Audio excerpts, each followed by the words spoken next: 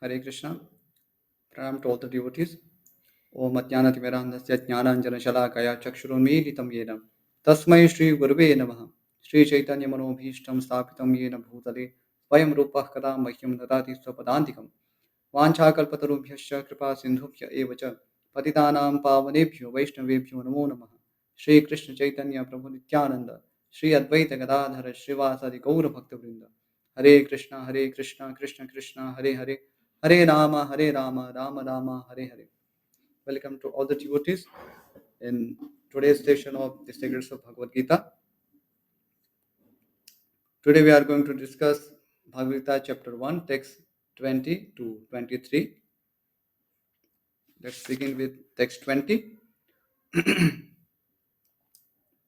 अथ व्यवस्थितान् दृष्ट्वा धार्तराष्ट्रान् कपिध्वजः प्रवृत्ते शस्त्रसम्पाते धनुरुद्यम्य पाण्डवः ऋषिकेशं तदा वाक्यम् इदमाह महीपते. Translation and purport by His Divine Grace Srila Prabhupada. Translation. At that time, Arjuna, the son of Pandu, seated in the chariot bearing the flag marked with Hanuman, took up his bow and prepared to shoot his arrows. O king, after looking at the sons of Dhritarashtra, drawn in military array, Arjun then spoke to Lord Krishna these words. Purport. The battle was just about to begin. It is understood from the above statement that the sons of Dhritarashtra were more or less disheartened by the unexpected arrangement of military force by the Pandavas, who were guided by the direct instructions of Lord Krishna on the battlefield. The emblem of Hanuman on the flag of Arjuna is another sign of victory because Hanuman cooperated with Lord Rama in the battle between Rama and Ravana, and Lord Rama emerged victorious. Now both Rama and Hanuman were present on the chariot of Arjuna to help him. Lord Krishna is Rama himself, and wherever Lord Rama is, his eternal servitor Hanuman and his eternal consort Sita, the goddess of fortune, are present. Therefore, Arjuna had no cause to fear any enemies whatsoever. And above all, the Lord of the senses, Lord Krishna, was personally present to give him direction. Thus, all good counsel was available to Arjuna in the matter of executing the battle. In such auspicious conditions, arranged by the Lord for his eternal devotee, lay the signs of assured victory.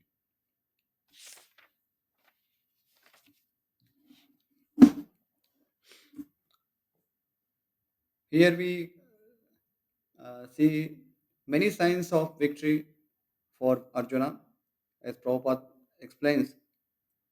Lord Shri Krishna, who is the Supreme Personality of Godhead, who controls everyone's senses, he is personally present with him to guide him.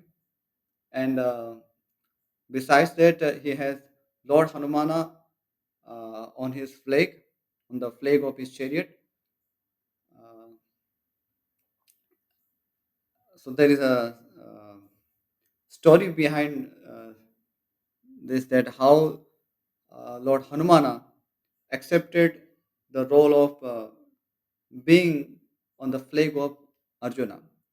So in some Sthal Puranas, there is a story that once Arjuna happened to visit Rameshwaram, and while he was remembering Lord Rama, that he created a bridge of stones on a called as Ramasetu.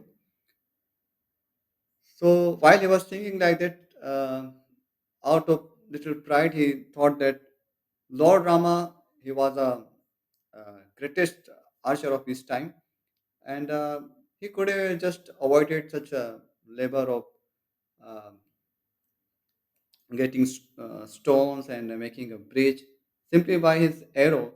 He could have just done. He could just done that.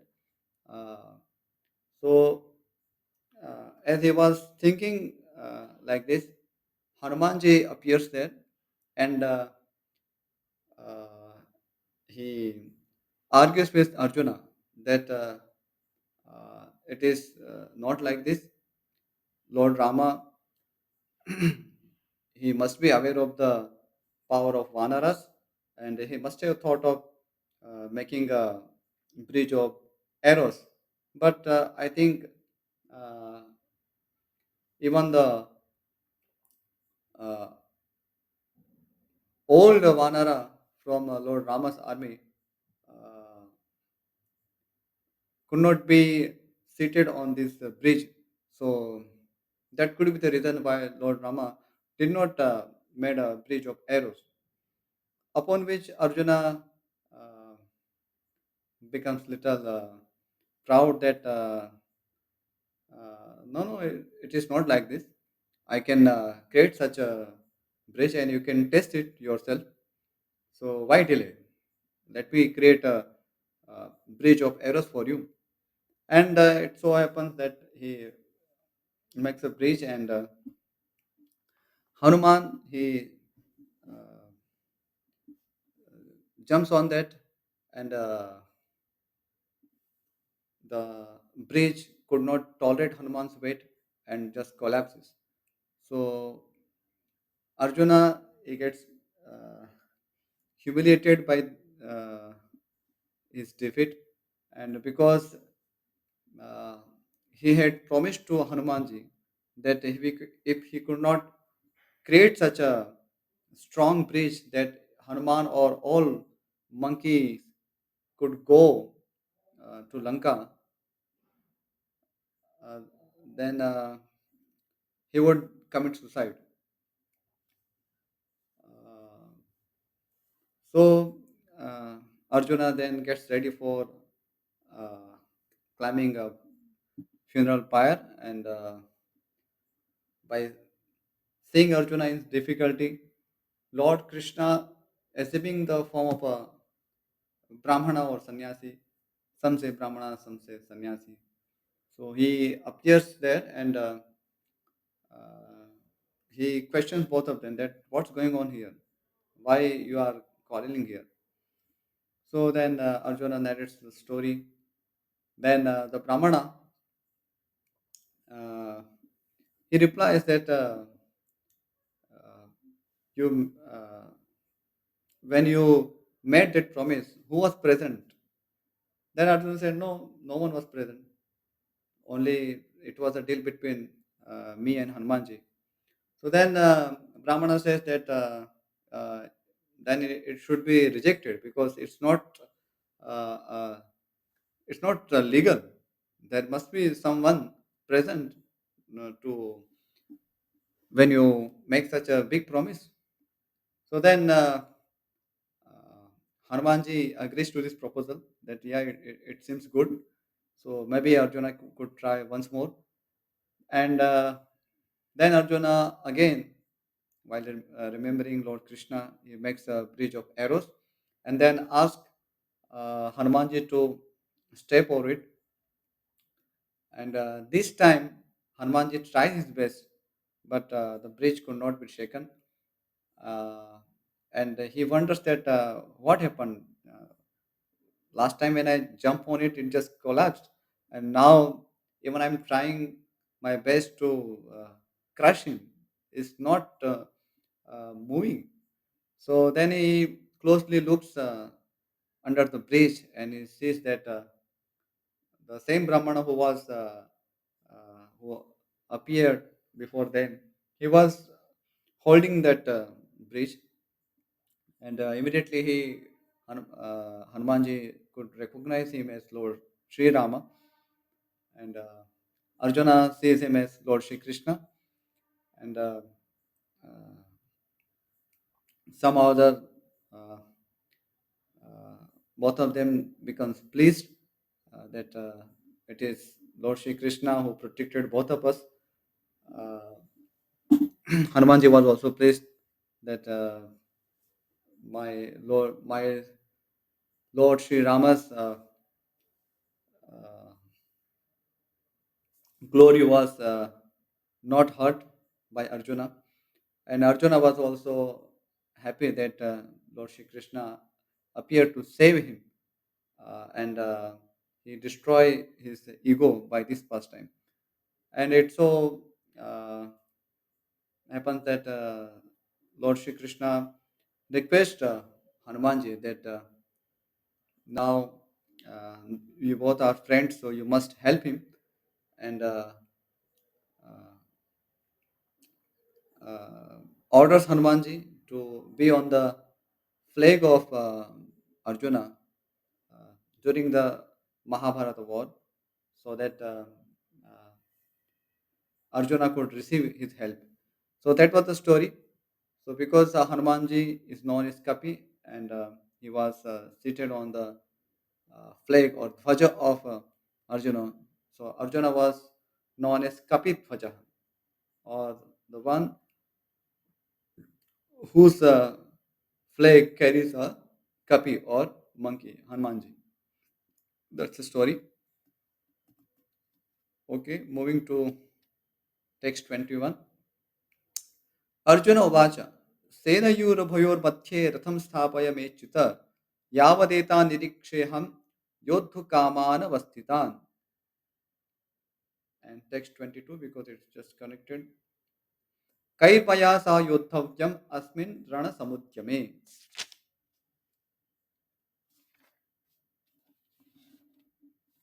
Okay.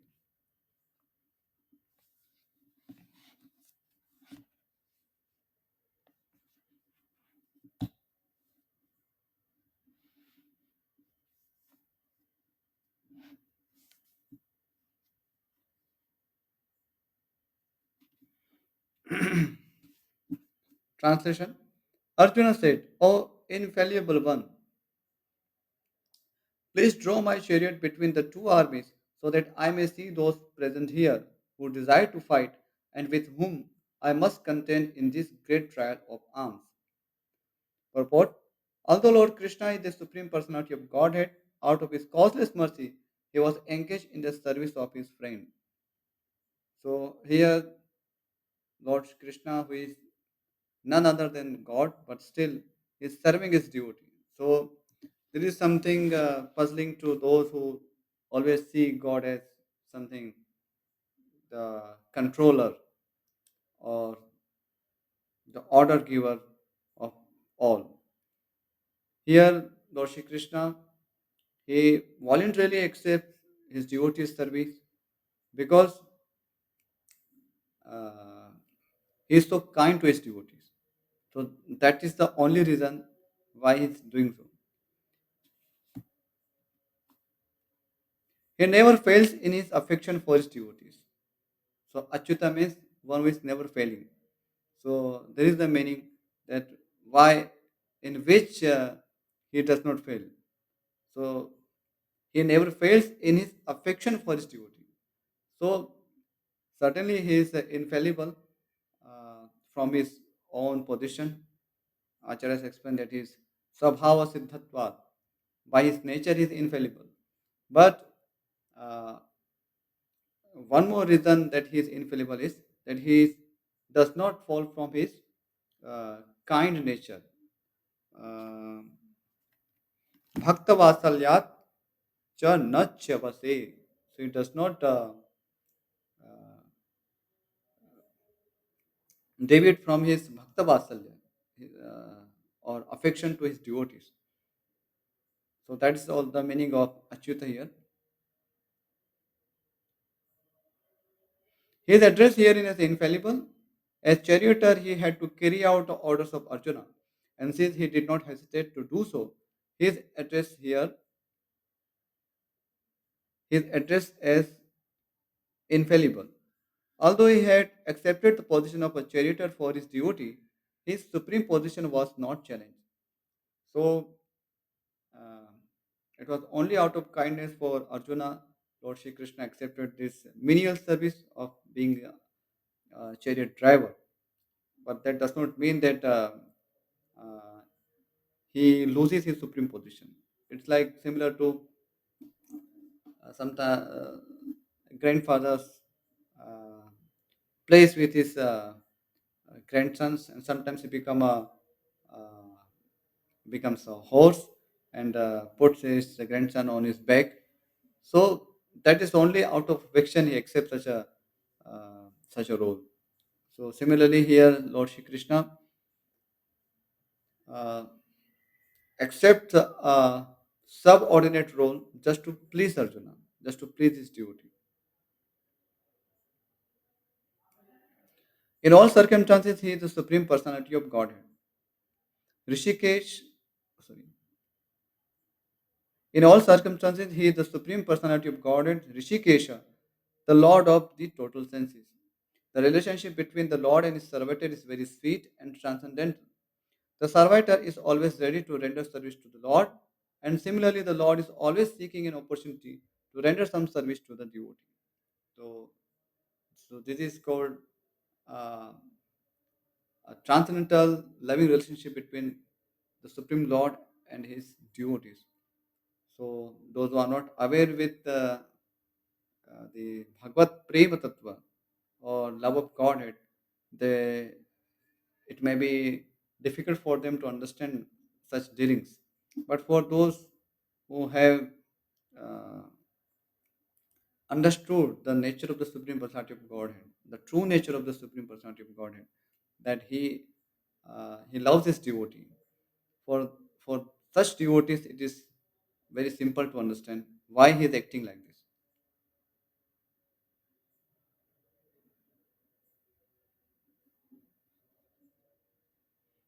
He takes greater pleasure in his pure devotees assuming the advantageous position of ordering him than he does in being the giver of orders. So it's not that just out of affection he is obliged to uh, please his devotee, but actually uh, he finds more pleasure in becoming uh, a subordinate to his devotees. So that is his loving nature. Since he is master, everyone is under his orders, and no one is above him to order him. But when he finds that a pure devotee is ordering him, he obtains transcendental pleasure, although he is the infallible master in all circumstances. As a pure devotee of the Lord, Arjuna had no desire to fight with his cousins and brothers, but he was forced to come onto the battlefield by the obstinacy of Duryodhana. So we can clearly see Arjuna put many arguments uh, in the beginning. We are going to see that I does not want to fight with his cousins. It's better to just live by uh, begging alms, but why to kill our brothers and our gurus? So that was Arjuna. But Duryodhana was so obstinate that he wanted fight at any cost. He just could not tolerate that Pandavas are alive. He just uh, he just wanted them wanted their death so that he could uh, rule Hastinapura or rule the kingdom without any enemies because he always saw them as enemies. Whereas Pandavas, they never saw Duryodhana as enemy. So that was the uh, difference between Pandavas' approach and Duryodhana's.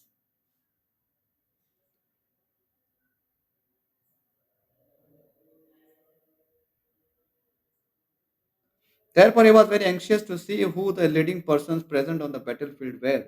Although there was no question of a peacemaking endeavor on the battlefield, he wanted to see them again and to see how much they were bent upon demanding an unwanted war. So here, uh,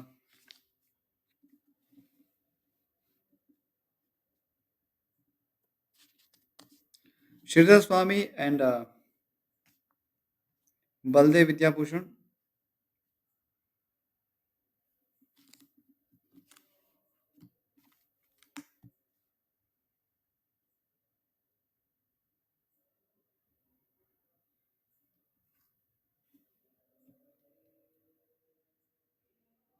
Okay. Yeah, Sridhar Swami and Baldev Vidyabhushan uh, both comment the same thing. Nanu tvam yodha nato yuddha prikshakah tatraha kairmaya ityadi. So, uh, someone can raise this doubt that why Arjuna wanted to see the enemies and before coming to Kurukshetra. He must be having some idea that who his enemies were. So why he is asking this question right now? And Srila Swami and Baldev Vidyabhushan explained that uh, well Arjuna he was not a Yuddha Prikshaka. He just did not want to just see his enemy just for the sake of seeing. But but uh, he wanted to see his enemy so that he can calculate uh, the strength of the enemy. So that is the reason Arjuna wanted to see his enemy. Here we see that as in the beginning, Duryodhana calculates his own strength and enemy strength. Similarly, Arjuna also, being an expert diplomat, he also uh, wants to calculate his strength and enemy strength. Of course, he was invincible, and over and above, he was assisted by Lord Shri Krishna. So he had nothing to fear about his victory. But still, uh, devotees of the Supreme Lord, they also calculate in worldly terms, though they know that they will always be protected by Lord Shri Krishna. So here, Arjuna, uh, he wants to calculate uh, enemy's strength.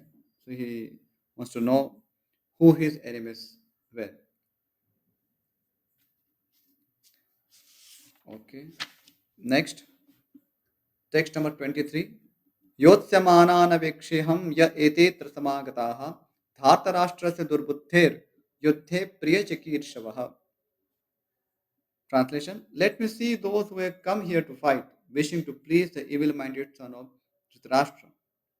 Purport: It was an open secret that Duryodhana wanted to usurp the kingdom of the Pandavas by evil plans, in collaboration with his father Dhritarashtra. Therefore, all persons who had joined the side of Duryodhana must have been birds of the same feather.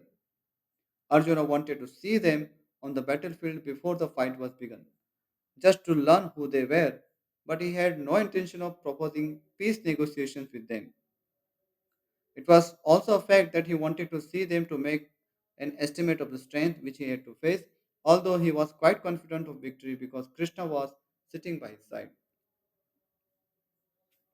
Okay, and Arjuna knew that I want to uh, I'm going to fight with my enemies, and my enemies are not going to make any peace deal with me. Why? Because he mentions Yodhu Kaman Avasthitan, Yosyamanan Viksheham. So those are desiring to fight with us. So those who are decided to fight with us. So how there could be any peace uh, between our enemies and us? So it was already decided that there is going to be a fight, and Arjuna uh, he just wanted to see the strength of his enemies so that he can uh, make a appropriate strategy for that. Okay.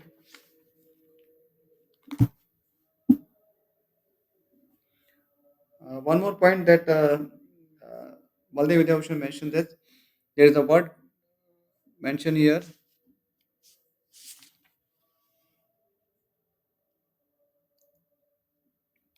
in text number 21, that Yodhu Kaman Avasthitan.